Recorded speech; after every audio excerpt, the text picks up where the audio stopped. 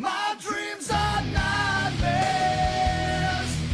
How can I sleep? You got the gun against me. What's going on, everybody? King of Dragons 5000 here, coming at you with another figure review. Today we'll be having a look at the Hasbro Star Wars Black Series Death Watch Mandalorian. And so here we have the Death Watch Mandalorian posing out of the packaging. Before we take a look at the figure, let's actually run through his accessories really fast. The Death Watch Mandalorian does come with two weapons. We do get a somewhat carbine rifle, which does look good. It does fit in his hand somewhat. And then we do get his sidearm blaster, which also looks good. His final accessory is a jetpack, which does peg onto his back nicely.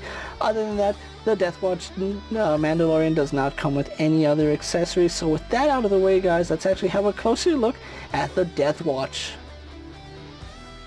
So here we have a closer look at the Death Watch Mandalorian, and I have to say I really do like this figure. Now, when I originally saw this figure, I thought it was an amalgamation of several figures, but you'll be happy to know that this figure doesn't really share any parts with any existing Star Wars figure, and I'm really happy to say that we got an almost brand new sculpt. Now, there might be some retooling here on this figure, but for the most part it is brand new pieces, so I really do like that.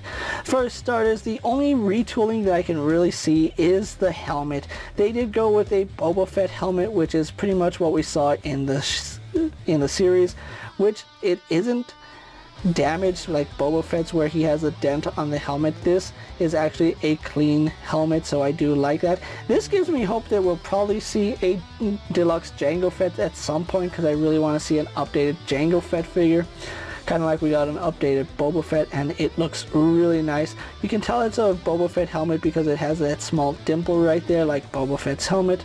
So yeah, I really do like it. It does look like it did in the show.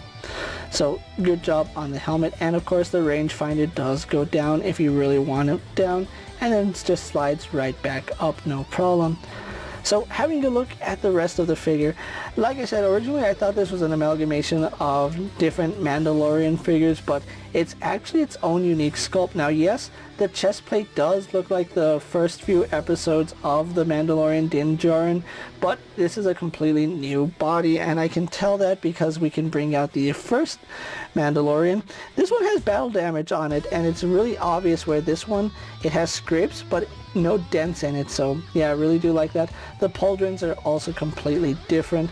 The Pauldrons kind of sit in between the shoulder and the butterfly joint, so that's how I know that they're completely different. But yeah, there are similarities to them, but they are not the same figure, and that is something I'm really happy about. So continuing on with the rest of his detail, like I said, it does share similarities to Din Djarin's first armor, which would make sense if he's a child of the Watch. The Death Watch have this particular chest plate here. Then we have the Pauldron right here, which I really do like the emblem of the Death Watch right there. That's so cool. I do like that.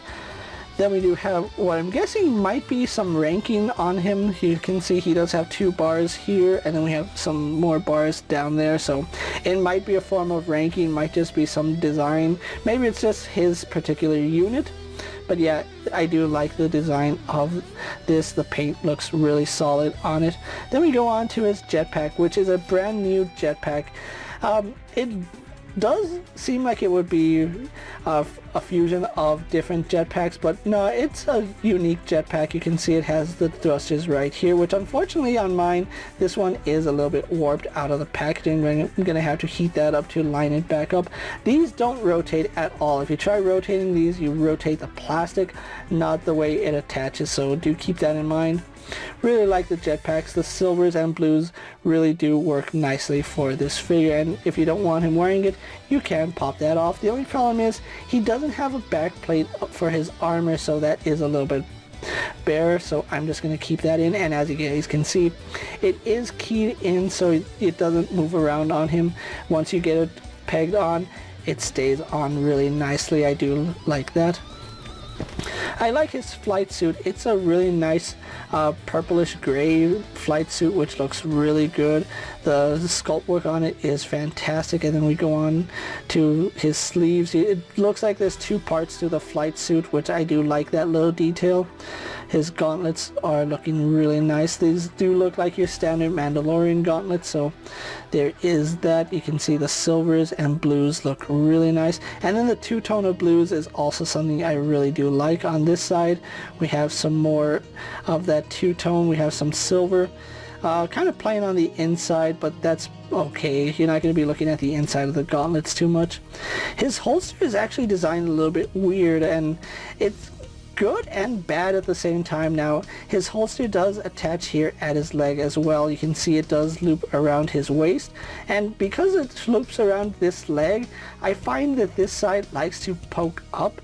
You're constantly fighting it to get it lined up with the bottom part, and you can't just shift this holster up, because the way they designed it is that it goes underneath the shin, or not the shin, but the thigh guard right here. But it also has grooves that it sits on, so it's actually sitting down properly here, and we can lift up this thigh guard just so you guys can see. It does have its own little grooves that it sits in, so yeah, it's interesting the way they did it, but again, it does make it a little bit harder, and you can already see that's starting to ride up. So if it starts riding up, you really can't like align it from here. You have to bring this side down, and you really can't move it around too much because it bumps up against the armor plate there. So yeah, some pros, some cons. I do like the fact that we have two different sizes for the thigh guard, and that's really cool. Something I noticed about the knee pads is that the knee pads are not glued on anywhere. They're actually free-floating pieces, so yours might come out in the package like that. Don't worry, you just basically shift it over like that, and it's facing the right way now. Unfortunately, they didn't paint the dart launchers on this knee pad, which I'm really upset about, because they started not painting the dart launchers. It's a really critical detail in their costume, so why are the dart launchers not being painted? Then we go on to the boots, which are your standard black boots. You can see he does appear to have some ammo right here. Boots are done in this really nice dark brown, so I do like it. It looks really good. The texturing is fine. So overall, these boots perfect for the Death Watch Mandalorian. Overall, really like the detailing on this figure. So with that out of the way, guys, let's actually get them compared to other figures you may have in your collection. Here we have the Death Watch Mandalorian posed next to a Marvel Legends Cyclops and a DC Multiverse Superman. Here we have the Death Watch Mando posed next to a WWE Elite Scale figure and a Mezco 1/12 Collective Popeye the Sailor Man.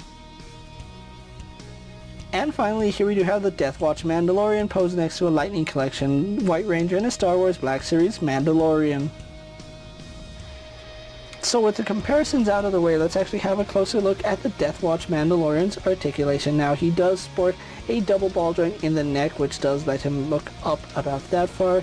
He can look down, can tilt his head side to side, as well as left and right rotation, so we get some pretty good head movement there. We also do get a second ball joint here at his neck, which does let him look up even further. And unfortunately, on the inside of the helmet, we do have a blue head. So he's part of the Blue Man group, apparently. Can look down about that far once you move that joint. And then we get some even better tilt right there. So really good movement there. His arms, I believe they are on butterfly joints. Yeah, they are on butterfly joints, but they don't really function all too well. You're mainly just going to have rotation, which you can see the pauldron does rotate with it because it is sandwiched in between the joint and the shoulder, so that does rotate. Or you can have it free of rotation. It does go out to about that far. No bicep swivel, but we do have swivel here at the elbow as well as a single bend. We have rotation here at the gauntlet. We have an in and out hinge on the left hand, and on the right hand we do have up and down for trigger finger action. He does have a ball joint here at the torso, which works really nicely. You can see he leans side to side, forward and back, and we get some nice rotation. As far as his legs go, they do kick forward to about right there. This leg, no problem. He actually kicks forward because his thigh guard is a softer plastic, so it does get out of the way. Out to the side, no problem. Let's see, can he do the splits? Yes, but his belt does ride up quite a bit, so do be aware of that. We do have rotation here at his thigh, single bend here at his knee, and you can actually move that so that it covers his knee a little bit better. So I do like the fact that we do have this shifting armor plate.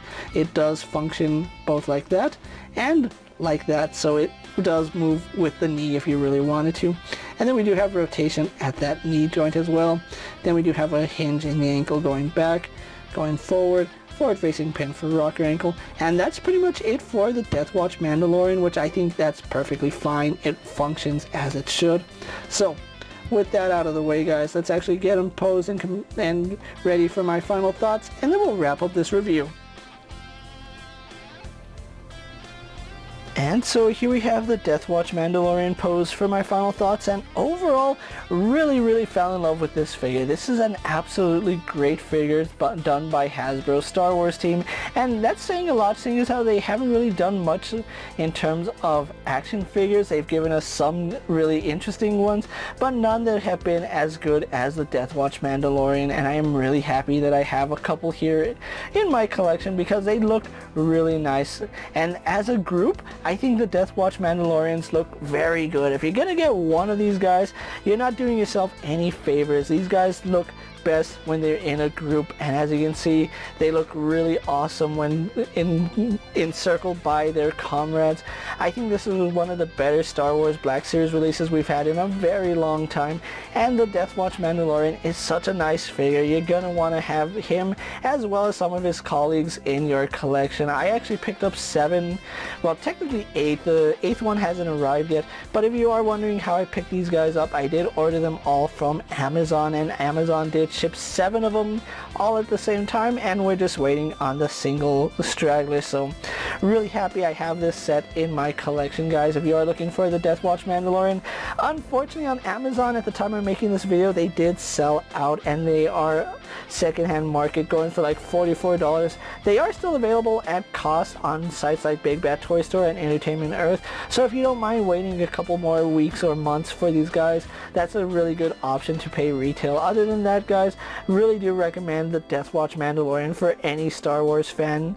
These guys will look great in any collection, and who doesn't like a good Mandalorian? These can even be used for custom fodder, so keep that in mind when messing around with this figure. So with that being said, guys, I'm KingofDragons 5000. Don't forget to like this video, leave a comment, subscribe to my channel. Go ahead and check out all my other action figure reviews as well as all my other Star Wars Black Series videos. Hopefully you find them informative. As always, if there's a figure you would like to see me review, let me know down in the comments, and if it fits in my collection, I'll gladly have a look at it. While you're at it, check out my Instagram account for new and exciting action figure photos, and as always, ring that bell to be notified every time I upload a video. Until next time, guys, I'll see you later. Take care, everyone.